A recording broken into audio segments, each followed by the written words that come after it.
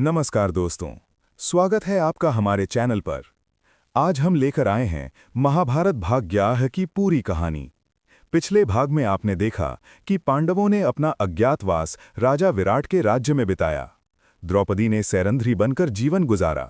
भीम ने कीचक का वध किया और धीरे धीरे समय पूरा होने लगा। लेकिन अब कहानी एक बहुत बड़े मोड़ पर पहुंचने वाली थी, क्योंकि पांडवों का अज्ञातवास समाप्त होने वाला था। कौरव उन्हें खोजने में लगे थे और जल्द ही पूरी दुनिया को पता चलने वाला था कि पांडव जीवित हैं और वापस आ चुके हैं। आज के इस भाग में हम जानेंगे विराट युद्ध की पूरी कहानी, अर्जुन का बृहन्नला से पुनः योद्धा बनना, पांडवों की पहचान उजागर होना, अभिमन्यु और उत्तरा का विवाह, राज्य वापसी की मांग और श्री कृष्ण का शांति दूत बनकर हस्तिनापुर जाना। तो वीडियो को अंत तक जरूर देखिए, क्योंकि आज की कहानी से महाभारत युद्ध की असली शुरुआत हो जाती है। 2. अज्ञातवास के अंतिम दिन। 13 वर्षों का कठिन समय अब समाप्ति की ओर था। 12 वर्ष वनवास और 1 वर्ष अज्ञातवास।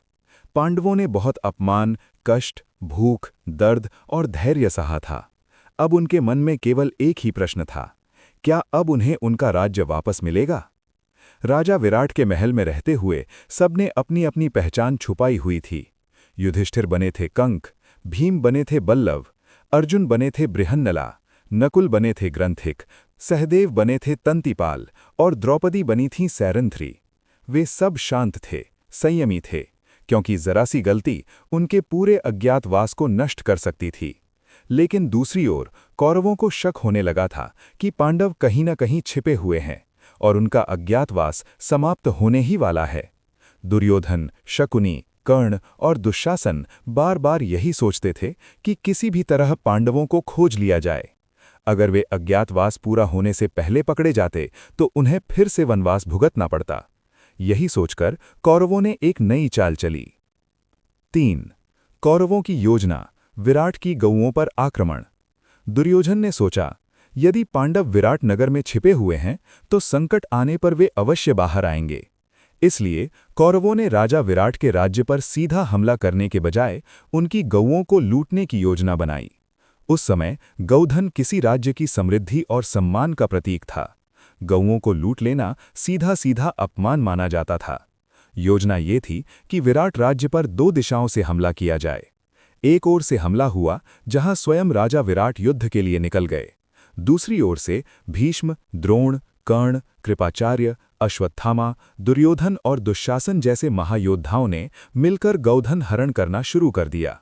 उस समय विराट नगर में राजा उपस्थित नहीं थे। महल में केवल राजकुमार उत्तर थे।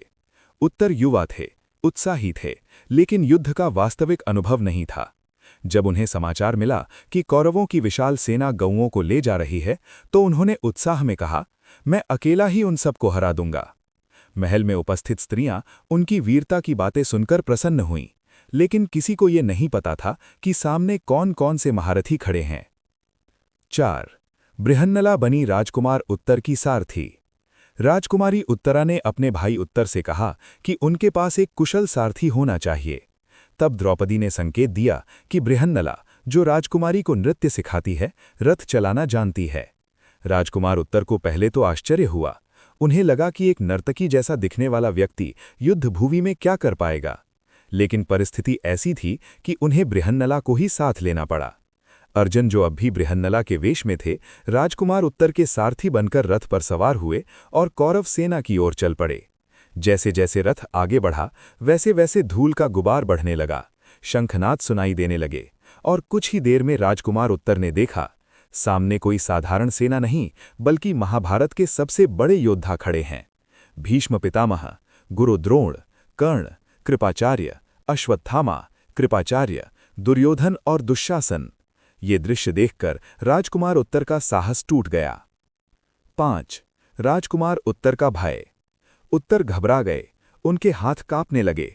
उन्होंने अर्जुन से कहा, मैं इस सेना से युद्ध नहीं कर सकता, ये तो मृत्यु के मुख में जाने जैसा है, रथ वापस मोड़ दो। वे वीरता की बातें जो महल में कही गई थीं, अब सब समाप्त हो चुकी थीं। तब अर्जुन ने उन्हें रोका। उन्होंने शांत स्वर में कहा, राजकुमार, युद्ध भूमि से भागना क्षत्रिय के लिए उचित नहीं। यदि आप युद्ध नहीं कर सकते तो रथ की लगाम संभालिए, आज मैं लड़ूंगा। उत्तर को ये बात समझ नहीं आई। उन्होंने आश्चर्य से पूछा, तुम कौन हो? तब अर्जुन ने उन्हें एक शमी वृक्ष के पास ले गए जहां पांडवों ने अपने दिव्य अस्त्र शस्त्र छिपा कर रखे थे। अर्जुन ने वृक्ष से अपने गांडीव, तरकश और दिव्य हथियार उतारे। उनका रूप बदलने लगा, बृहन्नला का वेश हट गया। सामने खड़ा था महान धनुर्धर अर्जुन। उत्तर स्तब्ध रह गए। उनकी आंखों में आश्चर्य, श्रद्धा और विश्वास भर गया। अर्जुन ने कहा, मैं ही अर्जुन हूं, डरो मत। आज तुम मेरे सारथी बनो और देखो कि युद्ध कैसे लड़ा जाता है। 6. अर्जुन का पुनः प्रकट होना। जैसे ही अर्जुन ने गांडीव उठाया, मानो वर्षों से सोई हुई अग्नि फिर से प्रज्वलित हो गई।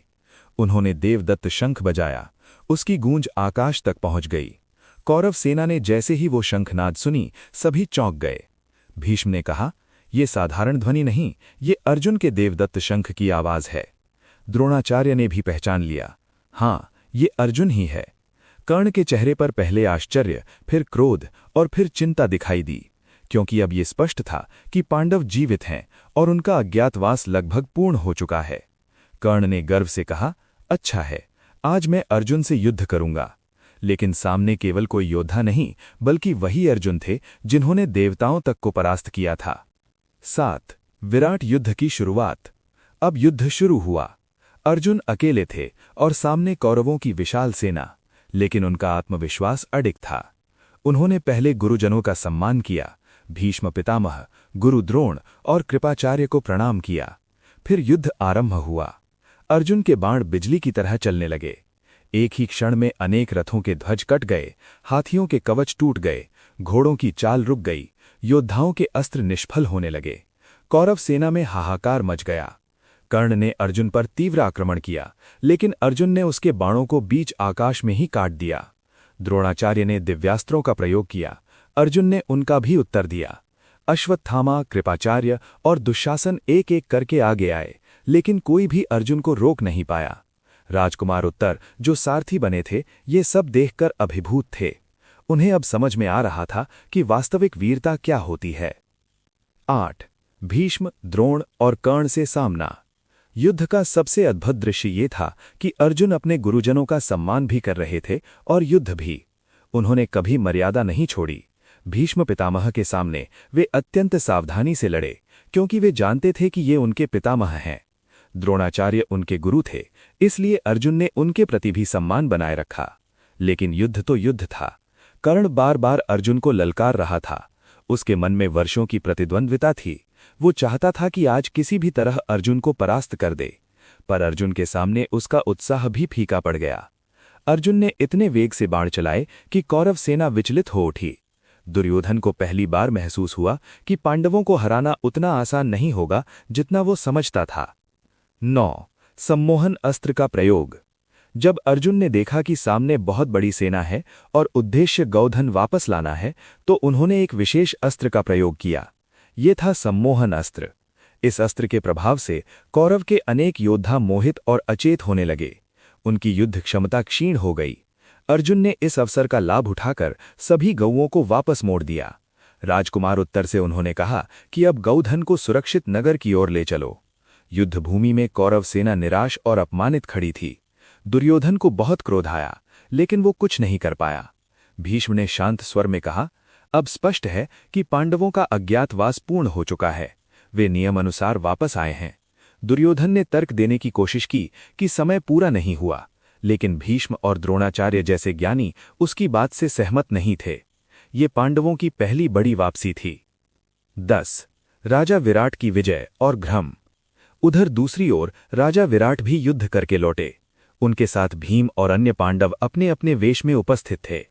राजा विराट को यह समाचार मिला कि उनके पुत्र उत्तर ने कौरवों की सेना को हरा दिया और गौधन वापस ले आया। राजा अत्यंत प्रसन्न हुए। उन्होंने उत्तर की बहुत प्रशंसा की, लेकिन राजकुमार उत्तर जानते थे कि ये विजय उनकी नहीं, अर्जुन की थी। फिर भी सही समय आने तक उन्होंने मौन रखना उचित समझा। महल में उत्सव का वातावरण था। सब लोग आनंद मना रहे थे, लेकिन अभी भी पांडवों की वास्तविक पहचान छुपी हुई थी। कुछ ही समय बाद ये रहस्य भी समाप्त होने वाला था। 11. युधिष्ठिर का अपमान और सत्य का खुलना। कथा के अनुसार जब राजा विराट अपने पुत्र की वीरता का गुणगान कर रहे थे, तब युधिष्ठिर ने विनम्रता से कहा कि राजकुमार उत्तर की विजय में बृहन्नला का भी बड़ा योगदान है। राजा विराट को ये बात पसंद नहीं आई। उन्हें लगा कि कंक नाम का दरबारी राजकुमार की महिमा कम कर रहा है। क्रोध में आकर उन्होंने युधिष्ठिर पर पासा या वस्तु फेंक दी, जिससे उनके माथे पर चोट लग गई। द्रौपदी ने तुरंत उनका रक्त भूमि पर गिरने से रोका, क्योंकि मान्यता थी कि धर्मराज का रक्त भूमि पर गिरना अशुभ होगा। तभी राजकुमार उत्तर ने प्रवेश किया और अपने पिता से कहा, पिताश्री, जिसे आप बृहन्नला समझ रहे हैं वो कोई साधारण व्यक्ति नहीं, वो स्वयं अर्जुन है। और कंक, बल्लव, ग्रंथिक, तंतिपाल ये सभी पांडव हैं। राजा विराट स्तब्ध रह गए। उन्हें अपनी भूल का एहसास हुआ। वे तुरंत लज्जित होकर पांडवों के चरणों में गिर पड़े और क्षमा मांगने लगे।